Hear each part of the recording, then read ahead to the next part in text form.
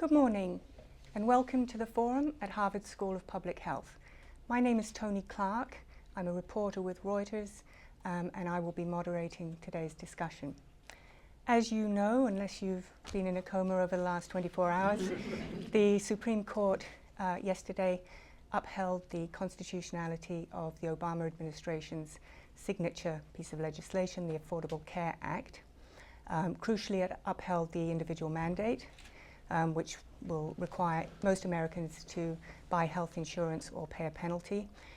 It did strike down the forced expansion of Medicaid, and we'll discuss that. But clearly, this is just the beginning. The Republicans have ruled that they will repeal the law, and there'll be many challenges in implementing it. So today we're going to discuss the implications of the ruling from a political point of view, from a public health point of view, from a legal point of view, and we will have our distinguished panel here talk for about half an hour. Then we'll throw open the questions to the floor and also to our viewers online and on the internet. So with that, I'll introduce our panel. To my left here, we have Robert Blendon, who is Professor of Health Policy and Political Analysis at Harvard School of Public Health. To his left, we have Wendy Mariner, the Edward Utley Professor of Health Law, Bioethics and Human Rights at Boston University School of Public Health. We have John McDonough, Professor of Public Health Practice and Director of the school's Center for Public Health Leadership, and Regina Herzlinger, the Nancy R. McPherson Professor of Business Administration at Harvard Business School. Welcome and thank you very much for joining us. Bob, perhaps I'll throw it to you first. Talk a little bit about how you see this playing out in the 2012 elections. So you almost have to apologize to audiences that yesterday was an historic day. For many of you, it should be over. The problem is it isn't. The real issue will occur in the election. And let me just briefly explain. If you're from another country, what you don't realize is that since this bill has been passed, the majority of Americans have never supported it once. And it's not the majority that counts, it is the division in the country. It's almost like two separate countries. So when you interview Republicans, 75% opposed this bill and want it repealed from the hour it was signed. 70% of Democrats want this bill implemented, love it, think the president did an historic achievement. And so what do we have is that we have Republicans starting with Governor Romney down to every member of the House and Senate who will run, who will have a simple line, I'll repeal it. For this, and to show their seriousness this month, they will vote repeal in the House and it will win. But it will not go through the Senate and the presidency because the party's held the other way. So there's no issue is more polarized. It turns out opponents to this bill, so people say what happens, turns out to feel more strongly about it than the proponents of it. They just have in their heads, it's two different worlds. I want to describe what came out of the decision because it's going to change the debate and alert the audience. You will expect to see two presidential candidates, the president and Governor Romney, debating the content of health care. And you will discover that Governor Romney goes like this and the president goes like that. Governor Romney is not going to get in the content of health care. He's going to talk about that this bill seriously affects the future of the economy.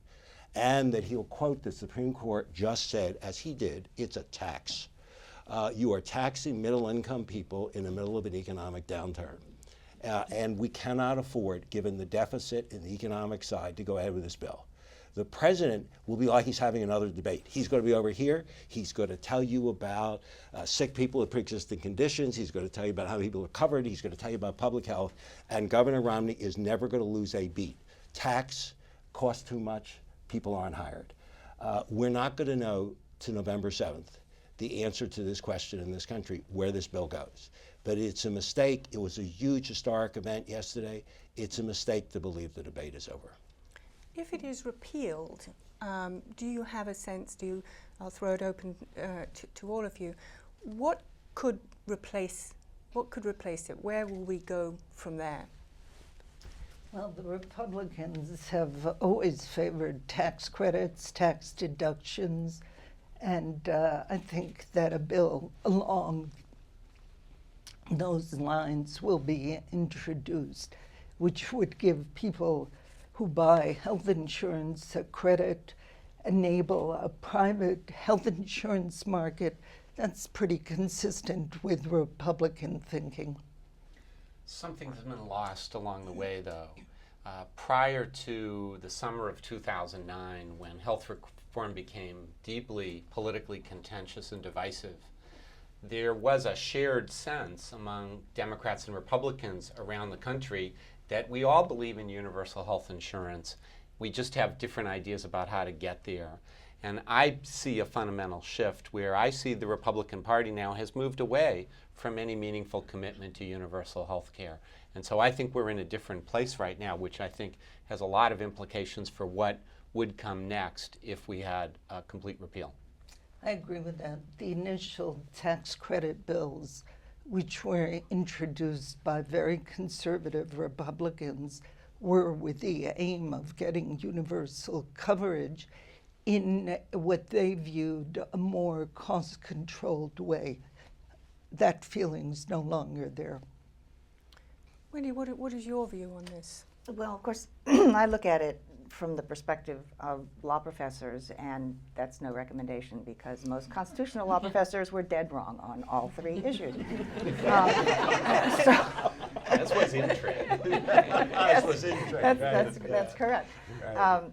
So I think at the court level, the politics are not necessarily about the election, but they are about the power of federal government. The decision strongly laid out limits to the federal government's power under the Commerce Clause, which is something that several justices, especially Thomas Scalia and earlier Roberts, were hoping to do and have tried to do incrementally over the years. And they succeeded in getting 5 votes for that point of view in this decision. Their analysis of the expansion of Medicaid was shocking to almost everyone, including me, that there was a limitation on how generous the federal government could be in providing funding. An offer you can't refuse, you know. Small offers are okay, it seems. It's surprising how cheaply the states can be bought, actually.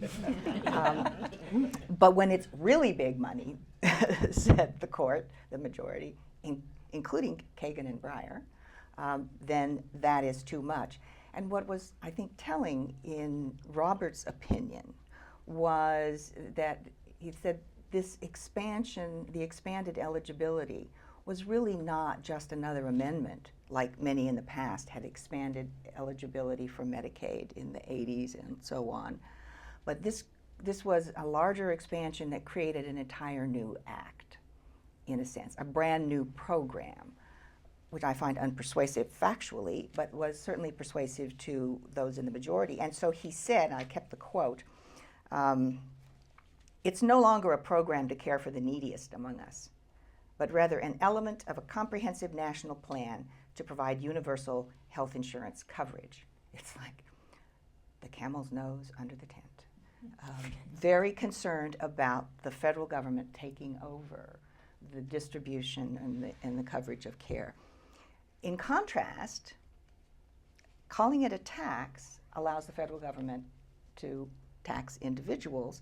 So while the opinion is very solicitous of state sovereignty, both with respect to Medicaid and the Commerce Clause, taxing individuals, no problem. Government can't force you to buy insurance, but it can tax you if you don't. So individuals are under sufficient, can be subjected to substantial regulation in the ways that states are not. So I find it an interesting case of federalism, which I think from the court's perspective was what this case was about. What do you think the practical implications are? John, perhaps you could talk a little bit. Do you think many states will opt out? How will that work itself out from the Medicaid standpoint? Well, states are already twisting themselves into pretzels, trying to figure out, shall we or shall we not set up our own exchanges? And some are moving ahead, some are saying heck no, others are still trying to work their way through it. And so now we add another monumental option on the menu of things that states have to decide. Many states will say, yes, we want it. I think some states, at least through November, will absolutely say, heck no, we don't want to be a part of this at all. And then some states are going to be very divided and tense. This is a strikingly good deal for states, the Medicaid expansion, 100% federal assumption of costs for the first 3 years and only trending down to 90% and staying there after 2017. So states will have a lot of pressure, a lot of conflicting pressures, but I don't think we will really again be able to understand where states will come out until we get past November 6th. Look, there's been a lot of talk about the penalty, or as we now know it, the tax, and whether it will be, whether it'll have enough teeth to actually be effective in persuading people to buy. John, Reggie, would you be able to talk a little bit about the impact? Well, countries that have universal coverage, like the Act, which is Switzerland, Netherlands, Germany, with a private health insurance system, they have some penalties. So in Switzerland, which has about 99% compliance, you have to demonstrate you've purchased it on your income tax. If you haven't demonstrated it, the government buys you an insurance policy and bills you. They're Swiss. They're not that nice, but they're very efficient. If you don't pay the bill, they take your house away. They have lawsuits to confiscate private property. So, you know, we don't have a lot of data on what penalties do and do not work, but our penalty, which goes up to 2.5% of income, which is substantial. That's not a bad penalty. But we really don't have enough data to say conclusively what it should be. But penalties like the Swiss dwarf in severity what we have here. I'd just add to that. So we do have the experience, though, here in Massachusetts, where we've had a penalty now since 2007. And there were many claims when we were doing Massachusetts implementation that the penalties were not large enough and nobody would pay attention. People would pay the penalty. And some people do, and that's what you're allowed to do. But the truth is we have gotten to over 98% coverage of the population. There's no penalty for children not to get coverage, and we're at 99.8% of children. There are no penalties for low-income folks, but we have almost eliminated the issue of eligible and unenrolled in Medicaid in Massachusetts. So again, Massachusetts doesn't demonstrate the rest of the country. There are many cultures in this country, but in terms of just can it feasibly work and is there a model where it has, I think we've got a good demonstration here in Massachusetts that it can. Although arguably it doesn't address the cost issue and the issue of rising costs, that certainly in Massachusetts there's been an expansion of coverage, near universal coverage, but costs are still expanding. How would that be different, if at all, on a national level, and how does the government even begin to get around that? So I hate to disagree with John. I'm so happy for John. But I'm an academic, so what can I say? Massachusetts is the third wealthiest state in the United States. So we're very fortunate. We have median family income of $66,000. Versus 50,000 nationally. So, you know, what happens in Massachusetts, I wish we could take it as an example, but it's, I don't think, a great example for poorer states. So on the cost issue, that's a very serious issue in Massachusetts with its universal coverage, which I've always supported, has experienced the same kind of cost increases as other states, and we have among the world's highest costs. So this bill will add about $1 trillion into our healthcare costs. Internationally, we're by far the highest healthcare costs as a percentage of GDP. We're roughly at 18%. We're competing with the Europeans who are at 11%. Forget about the Europeans. The Indians spend $50 per person per year on healthcare. And now we're going to add $1 trillion over the 10-year scoring period to these costs. Healthcare is not a terrifically productive industry. So healthcare delivery, in fact, has negative labor productivity. And what that means in English is you throw more money into this as part of the whole GDP, relatively we become a less productive country, and we compete globally. So we've got to get serious about cost control. Universal coverage, of course we need that, but the cost control issue is a real issue. Yeah. If I could just add, it's an extremely important point.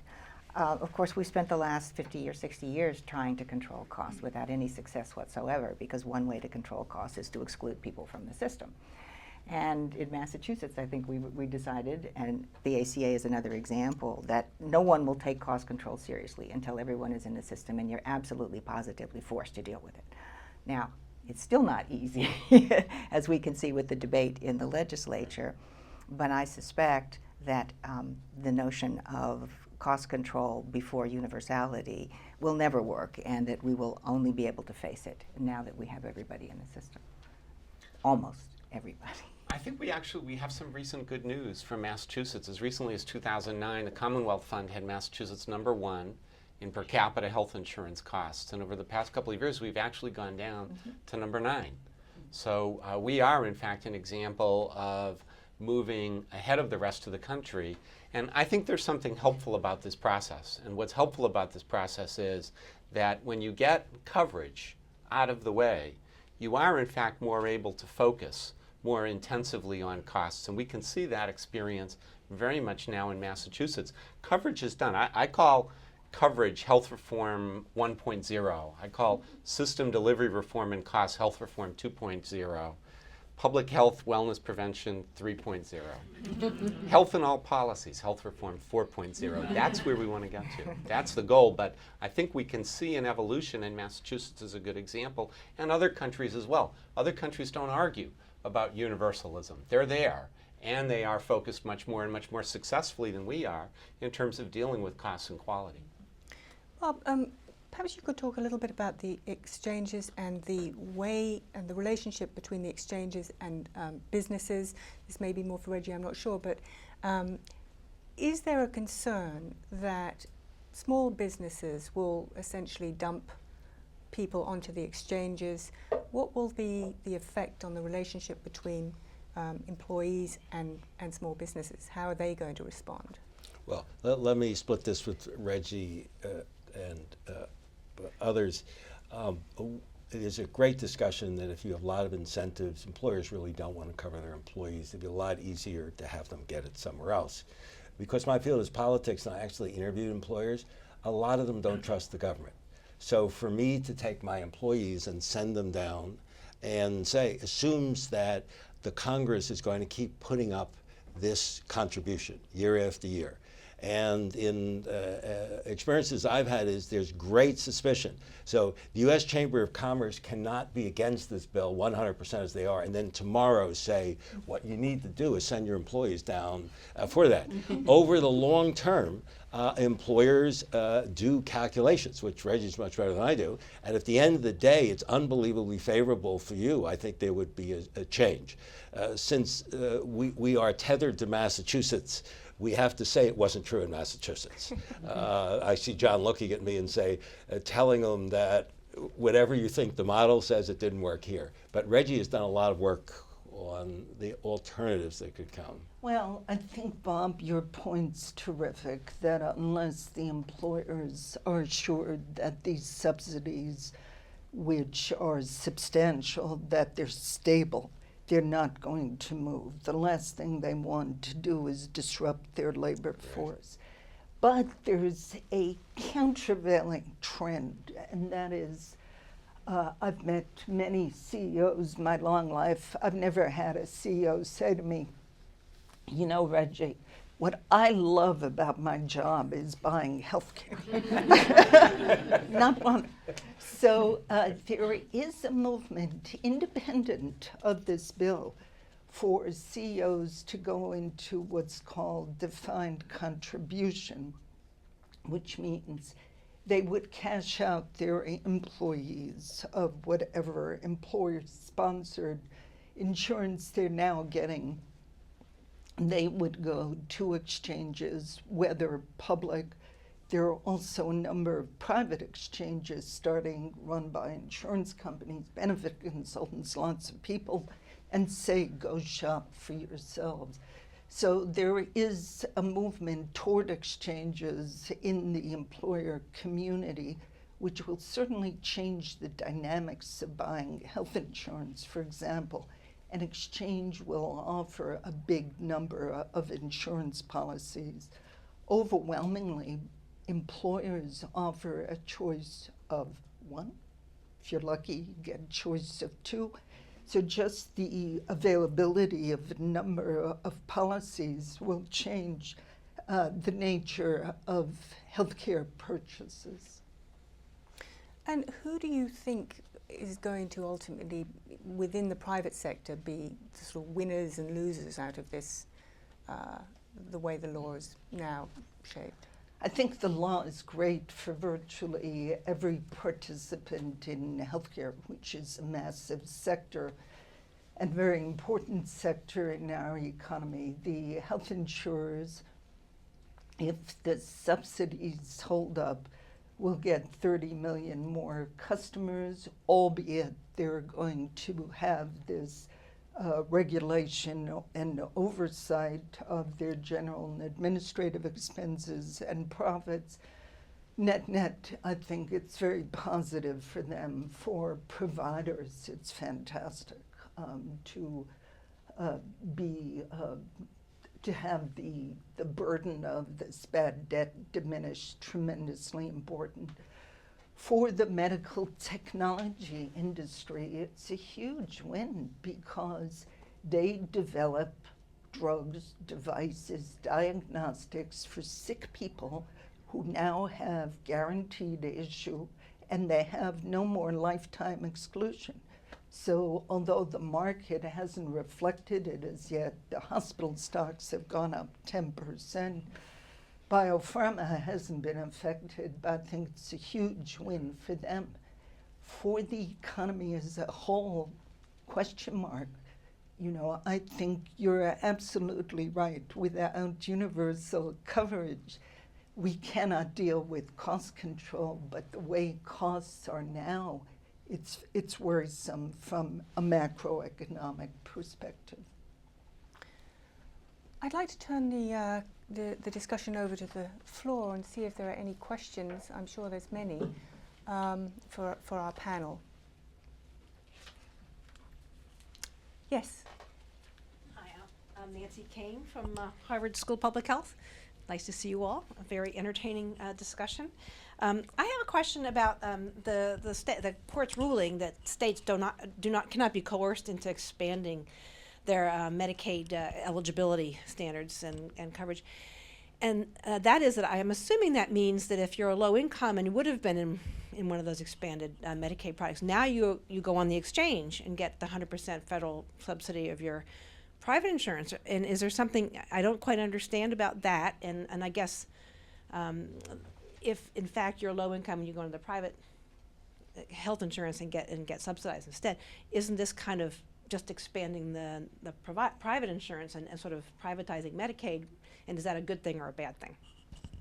So the way the law is written, the folks under 100% of the federal poverty line are eligible for Medicaid and are not eligible for coverage through the new state exchanges.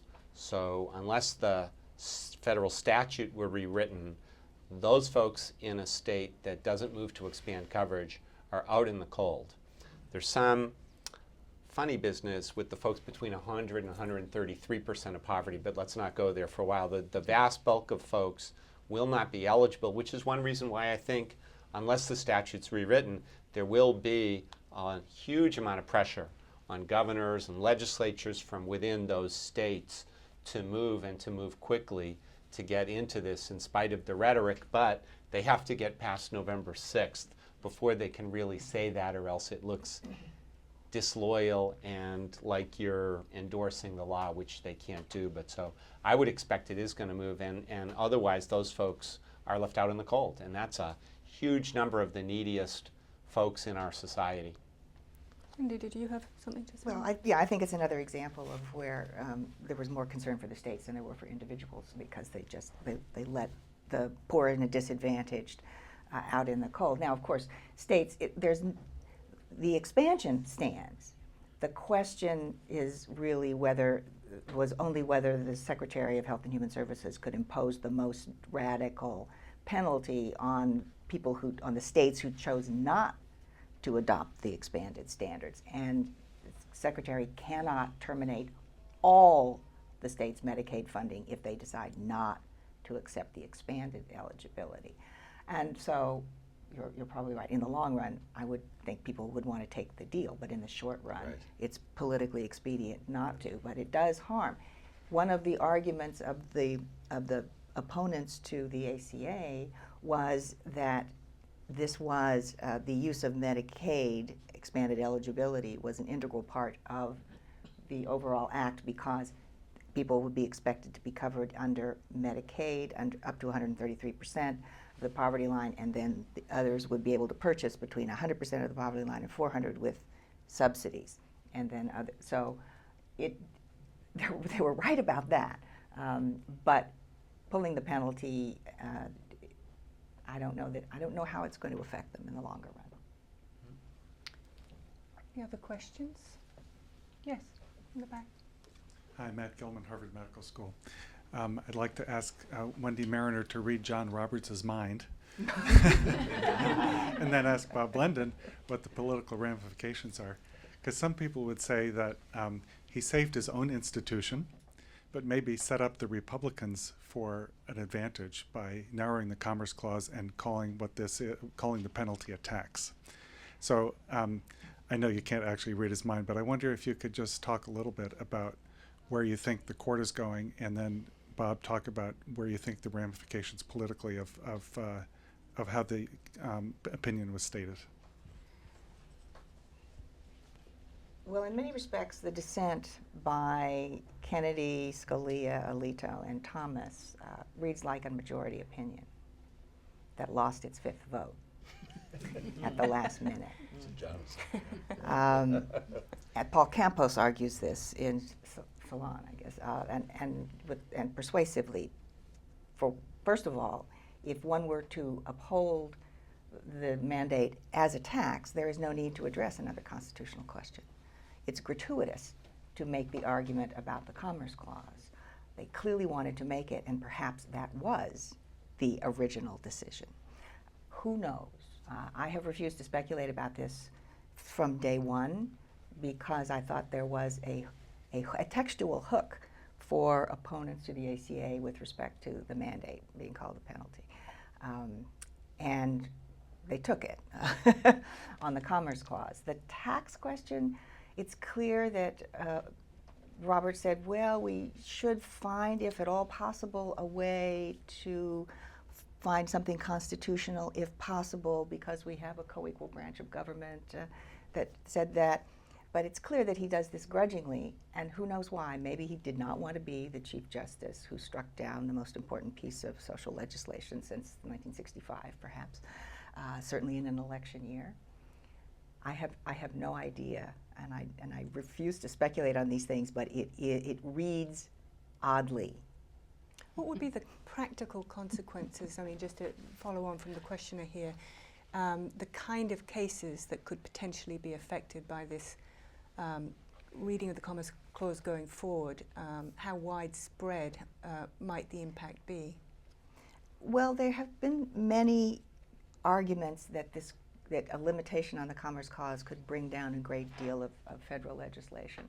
It's not clear to me that it will affect a dramatic number. We will still be able to have an FDA and an EPA and an OSHA and all of those, because they are affecting things that are already engaged in commerce. The premise of the limit was that Congress could not force people into commerce who were not actually participating, but could only regulate commerce that actually existed. You see, it's simple. Constitution is supposed to be very simple, just apply the law. The decision is,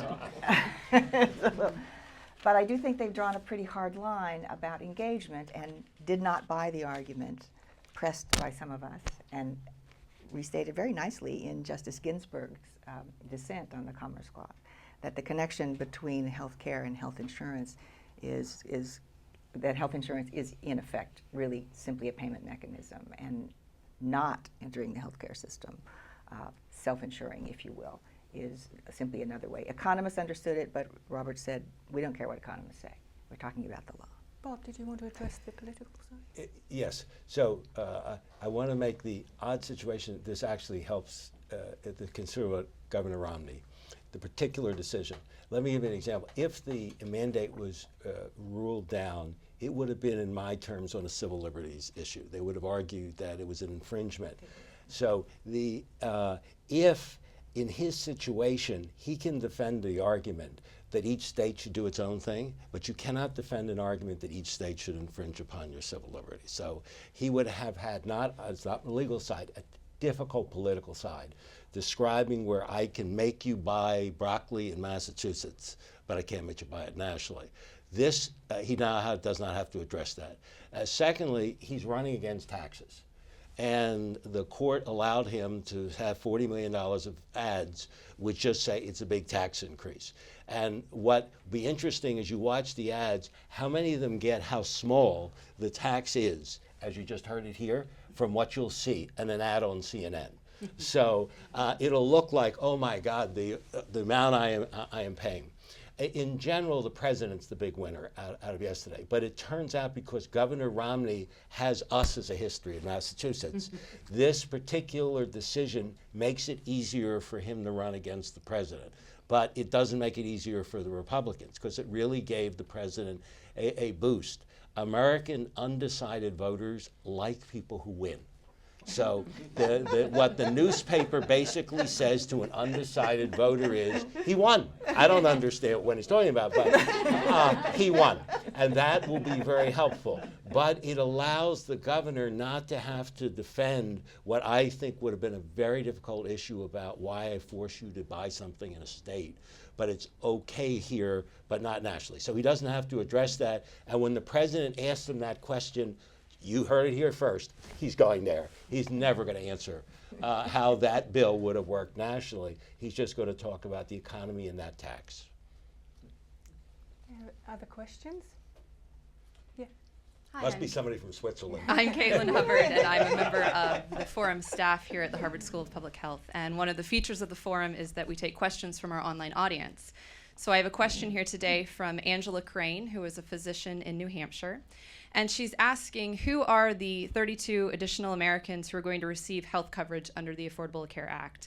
Are they Americans who use the emergency department for primary care services, or are they Americans who present with end-stage diseases because they've had financial considerations prevent them from seeking care earlier? I would also add, perhaps, are these people who've been unable to receive health care coverage previously because of pre-existing conditions? Who are these new people who are being covered? Yes. Could cover John, any of them. yes. So 32 million Americans, that's Yeah. according to the Congressional Budget Office estimate. And so half of those people, about 16 to 17 million, are very low income. They have family incomes below 133% of the federal poverty line, meaning if they're an individual, they have annual income of under $15,000. Those folks are targeted to be covered through the Medicaid expansion. And then about another 16 million have incomes between 133% and 400%, or 4 times the federal poverty level. And those folks are eligible for sliding scale subsidies. Many of these folks are sick, chronically ill. Many of them are young and healthy. They really do reflect the broad diversity of the United States. They just live significantly much more in southern states. One of the ironies of this is that the principal beneficiaries on a state-by-state basis are the populations in Texas, Louisiana, Florida, who are the most opposed to the law. But other than that, it's a fairly diverse group of American society who will be among those 32 million. In addition to the poor, the chronically ill, who have incredible healthcare expenses, the limit in the high-risk pools in the states, in one state, is $26,000 a year. So the chronically ill follow Pareto's law, which is this obnoxious law you all had in your economics 101, which is the 20/80 rule.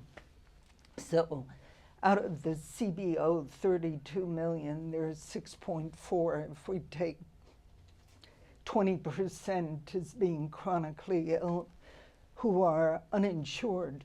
And right now, the high-risk pools cover about 300,000. So the chronically ill are, in addition, of course, to low-income people, but people who are very sick, who have massive health care costs, they're going to be covered. Yes. Ed Nardell, a physician at Brigham and Women's Hospital. We're sort of getting into that, but on the quality of insurance, I understand that many people are faced with large deductibles or large co-pays, even though they are, quotes, covered. Can you address that? So the law establishes limits in terms of how much people can face in terms of deductibles. Those limits are around the same limit for health savings accounts now, meaning that your deductibles as an individual or a family can't be higher than those limits, about $6,000 for an individual and about $15,000 for family coverage. Those limits are shocking to most people because most people don't have deductibles that high, particularly in a place like Massachusetts. Around the country, there are many, many people who have insurance coverage right now with levels of cost-sharing, deductibles, and co-insurance that is just shocking. People literally have policies where you pay premiums every month and you're not eligible for any benefits until you pay at least, for example, $20,000 to $30,000 out of pocket. That kind of policy will not be allowed under the Affordable Care Act. I think the limits are actually still too high in terms of what people can be exposed to. Happily for folks 400% of poverty or below, there are even stronger protections in terms of how much you might be exposed to. So there's progress. I'd say from my perspective, not enough progress, but definite progress in terms of getting at the major issue after uninsurance, which is underinsurance, of people who have nominal insurance and then they can't really take advantage of it. Dr. Nardell, I think that a high deductible is anathema for low-income people, but for middle-income and above people, it is a very good mechanism for cost control. And it would be wonderful if we could make it all free. It would be ideal. But in my view, healthcare costs are a very serious problem for the economy, and high deductibles may not have an appeal. But studies of their effects have shown they're very good in controlling costs. And for middle income and above people, they don't deter from healthcare status. I think it depends how high you go. I think it depends on the level that we're talking about here. So Switzerland has a mandatory deductible of 2,000. It's in Swiss francs, but equivalent to 2,000. It has the highest quality of care among the European countries in many measures. So, and it is, I would rather that the deductible be tied to income. Mm-hmm.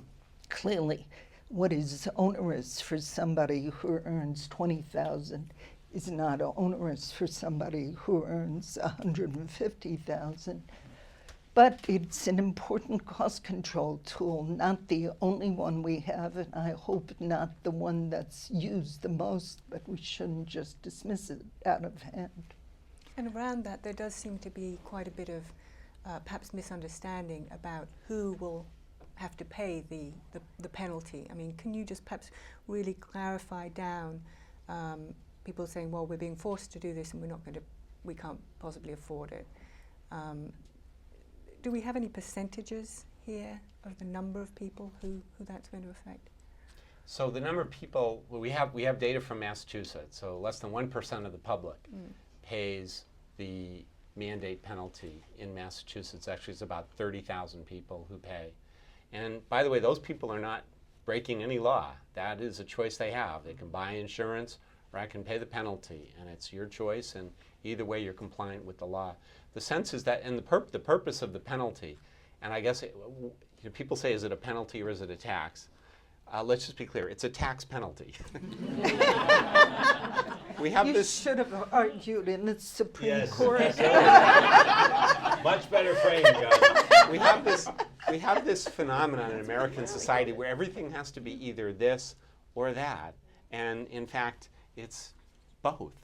And it's either and it's neither. It depends how you want to strike it. But Well, that's what the court said. The court said, well, it's not a tax for purposes of the Anti-Injunction Act, so Exactly. we could decide the case, but it is a tax for purposes of the constitutional definition, and they do try to distinguish penalties from taxes. And the case law in this is not always ideal, shall we say, but the winning argument, at least in from Robert's perspective, was that there was no criminal punishment available, and therefore the only thing that need happen, should you choose not to buy insurance or be covered in any other way, was that you would pay the tax. You couldn't get thrown in prison. You wouldn't have additional penalties piled on, and therefore you could be compliant without being punished or non-compliant. You would always be compliant, either buying the insurance or paying the penalty.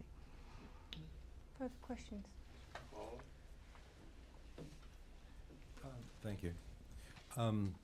The reason I think has been addressed, but my concern around the deductibles has to do with, I run a tuberculosis clinic, and I think it applies to other preventive services, things that are not really felt by the patient as a crying need, but something that either has a public good or preventive good, and I think that's where the deductibles and the copays really impact.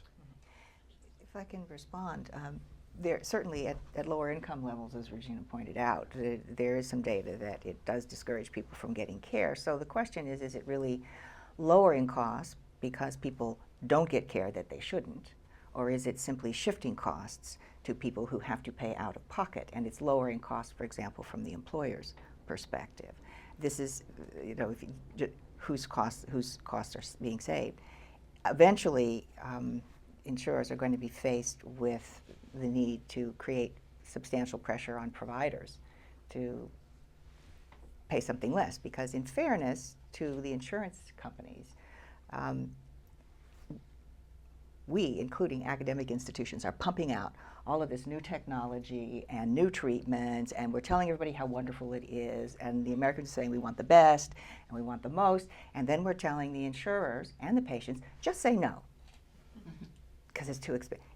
Well, fire hydrant stuff is coming out and we're expecting them to solve our problem. I don't think that's going to work. So just as a factual matter, the high deductibles typically have a savings account, not to get too wonky on this, that goes with it. And that savings account covers preventive care. It's a very important part of the high deductibles. I think your point is absolutely right.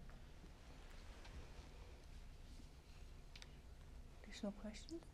Another one from online? We do have another question from an online viewer, Marcia Taylor, who is at the Centers for Disease Control in Atlanta. And she's asking if the panel would please discuss the issue of physician shortages when so many more people are now insured. Would like to take that? So there are issues around the U.S. healthcare workforce and whether it's adequate. And those predate the ACA. There are concerns that the ACA will make it worse when 30 million more Americans are eligible for health insurance coverage. And so there is a big part of the law, Title V of the law, which is specifically focused on healthcare workforce. And one of the most exciting things in that title is the creation of a National Workforce Commission, the first ever, appointed by the Comptroller General, a national body to do research, analysis, planning, recommendations to the administration, Congress, states, the American public on how to address our workforce challenges going forward. There's a lot in the law that actually directly helps, but that's one of the things that people were the most excited about. That body got appointed by the Comptroller General in the fall of 2010, ready to sit down and get going to work. It's now nearly 2 years later. They've yet to have their first meeting because the Republican-controlled House of Representatives has been unwilling to release the couple of $1 million necessary to enable it to sit down and start working. So there are lots of parts of the law. There is a huge increase in funding for community health centers, huge funding for something called the National Health Service Corps, which subsidizes young physicians who go out to rural, underserved areas and provide medical services. Pre-ACA, there were about 3,000 enrollees, people participating in the National Health Service Corps. Today, there are more than 10,000 because of the ACA. So there are things in there that move it forward and that address it. I don't think there's enough in there that will really conclusively solve our workforce challenges, but it was meant to create a structure to be able to move forward and address that better. Not physicians, yes, also nurses, also all manner of health professionals, because it's not just about physicians, it's about a lot more than that as well. But within Massachusetts, I mean, that there has been a primary care, an increase in primary care shortages, which many attribute to the act here. Yeah, you know, if you listen to this issue and you followed it, you would believe that the only state in the nation that has any problems with healthcare workforce shortages is Massachusetts. The Wall Street Journal editorial page focuses on this almost on a weekly basis. The truth is, Massachusetts has the highest number of physicians per capita. We have the highest number of primary care physicians per capita in the country. We have the highest number of nurses, nurse practitioners, psychologists, dentists, podiatrists, you name a health professional. We're either number 1, number 2, or number 3. We have had areas where we've had spot shortages, geographically dispersed, that precede health reform, and there's probably been some increase in pressure because of health reform. When I talk to people in the federal government about workforce challenges in Massachusetts, the first response I usually get is a gigantic laughter, because the challenges that we face in Massachusetts are so insignificant compared with the workforce challenges in most of the rest of the country. Yes. Hi, I'm Greg Wagner. You've talked about the decision in the ACA in terms of universal coverage. You talked about the 32 million people projected to have coverage that weren't. Who won't be covered if this is fully implemented? So according to the Congressional Budget Office, and there's varied estimates, but the CBO suggests after implementation by 2019 or so, full implementation, we'll still have about 24 million uninsured. Their estimate is about a third of those are going to be undocumented immigrants. About a quarter of those are going to be people who are eligible for Medicaid and don't come forward and enroll in coverage. And that's kind of a little bit less of a problem because those folks will be entitled to care in their state, and when they show up at a health center or a hospital, they can get enrolled on the spot. About another quarter will be folks who still don't have affordable coverage available to them because of their particular employment situation. And then the rest are going to be people who will voluntarily pay the penalty rather than get coverage. Wendy, did you have something? Well, I would just add that there will be possibly a chunk of those who would be eligible for Medicaid coverage under the expanded definition who won't get it in states that choose not to expand their eligibility. That's a new category since yesterday. Yeah.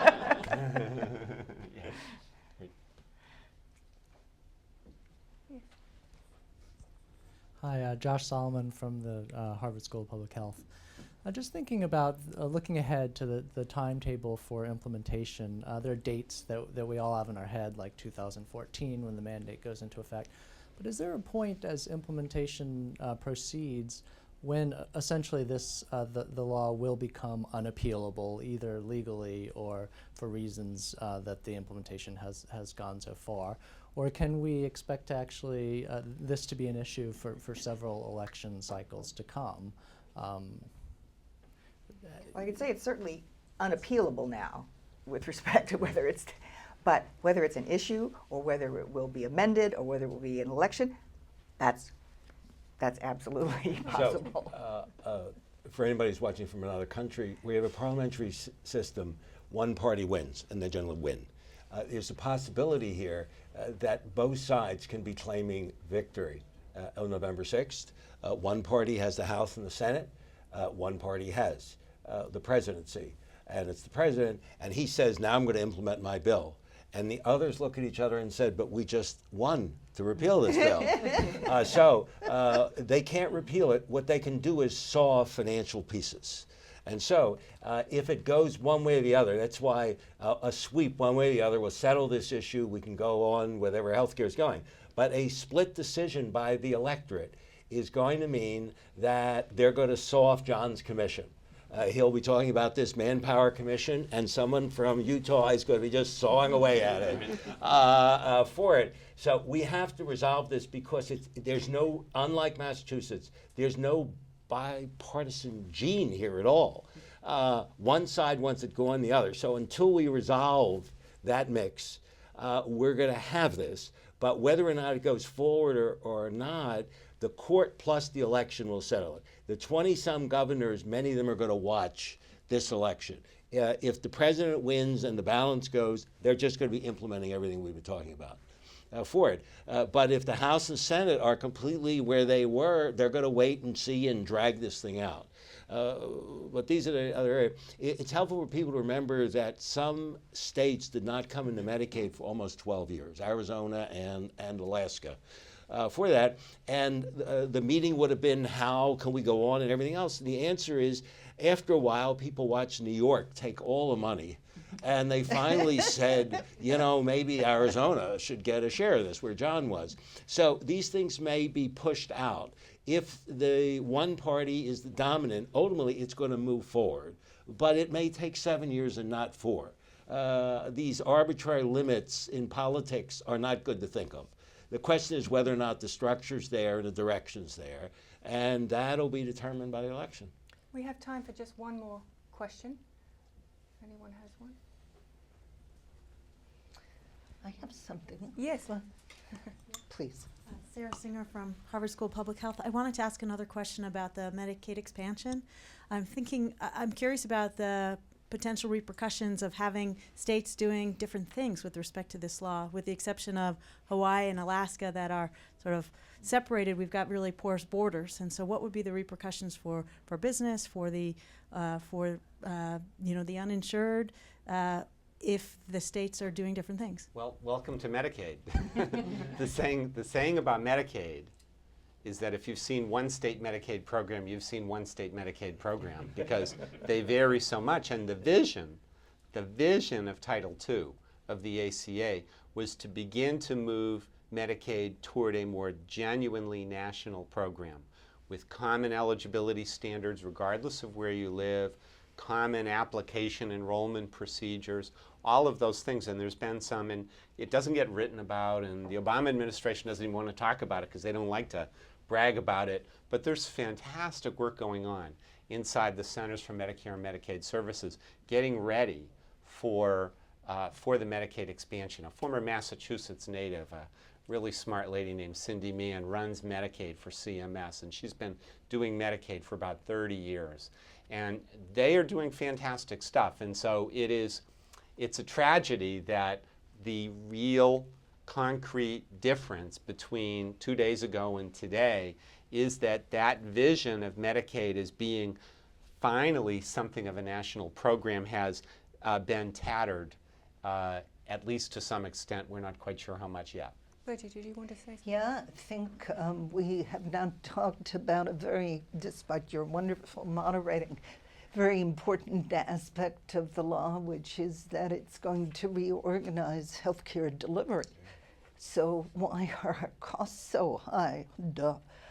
We have very inefficient healthcare delivery system because it's fragmented, not sufficiently integrated, there's insufficient IT, and the payment mechanisms that we have reinforce that fragmentation because they pay different providers fee for service.